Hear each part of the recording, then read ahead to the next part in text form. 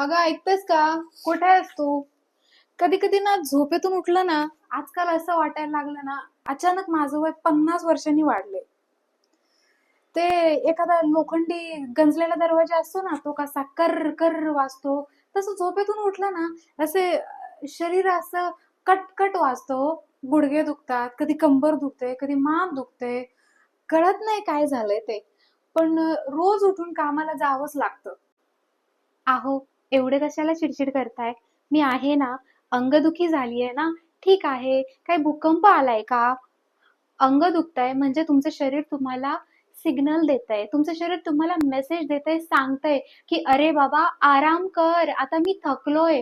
मला थोडी रिपेअरिंगची गरज आहे." एवढंच फक्त.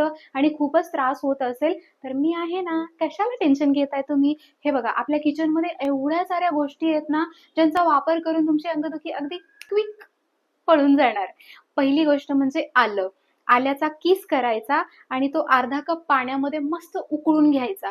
थंड झाला की ते पाणी जिथे पण वेदना होत आहे तिथे लावायचं. बस अंगदुखी गायब.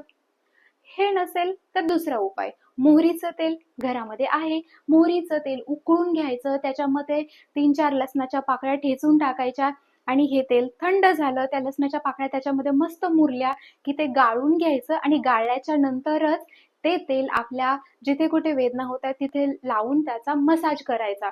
अगदी फास्ट ब्लड सर्क्युलेशन होतं आणि वेदना अशा चुटकीसरशी गायब. सोपे सोपे उपाय आहेत. गरम पाणी घ्या अर्धी बकेट, त्याच्यामध्ये कापूर टाका 2-4 वड्या आणि एक 5-10 मिनिट पाय बुडून त्याच्यामध्ये शांतपणे बसा. अगदी क्विक मध्ये सगळ्या शिरा मोकळ्या होतात आणि एकदम शरीर हलकं हलकं झाल्यासारखं वाटतं. करून बघा. हेही नसेल, तुमच्याकडे कापूर नसेल, तर अगदी सोपा उपाय. गरम पाणी केलं, त्याच्यामध्ये 3-4 कप मीठ टाका. कोणतंही मीठ टाका, साधं मीठ टाका आणि 5-10 मिनिट पाय बुडून त्याच्यामध्ये बसा. अगदी छान वाटतं. अगदी संपूर्ण शरीराचा थकवा आणि वेदना अगदी पटकन निघून जातात. जर तुमचं डोकं दुखत असेल तर साधा उपाय. जिभेच्या टोकावरती थोडंसं मीठ घ्यायचं, कोणतंही मीठ, आणि ते मीठ न चघळता फक्त जिभेवर तसंच ठेवायचं. ते लाळेसोबत जसं जसं आतमध्ये जाईल तसं जाऊन द्यायचं. 5 मिनिटामध्ये कसलंही डोकं दुखणं असू द्या, लगेच आराम.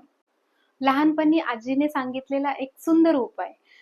गरम दुधामध्ये हळद टाकायची अर्धा चमचा आणि चिमूटभर मिरी टाकायची आणि हे थोडंसं गरम असतानाच रात्री झोपण्यापूर्वी प्यायचं. ह्याच्यामुळे अशी शांत झोप येते आणि पचन होतं आणि वेदना पण गायब. जास्त त्रास होत असेल तर ॲनाल्जेसिक आहे, पेन किलर, आणि ती पण घरच्या घरी बनवलेली. आपल्या फ्रीजमध्ये केक ठेवलाय ना, केक वरती ती चेरी आहे ना, गोड लाल कलरची चेरी, त्या चेरीचा अर्धा कप ज्यूस बनवायचा. मिक्सरमध्ये बारीक करून पाणी टाकून त्याचा ज्यूस बनवायचा आणि ते प्यायचं. जसं तुमचं पेन किलर काम करतं ना, मेडिसिन काम करतं ना, अगदी तसाच तो पेन किलरचा इफेक्ट अगदी त्वरित तुम्हाला मिळणार.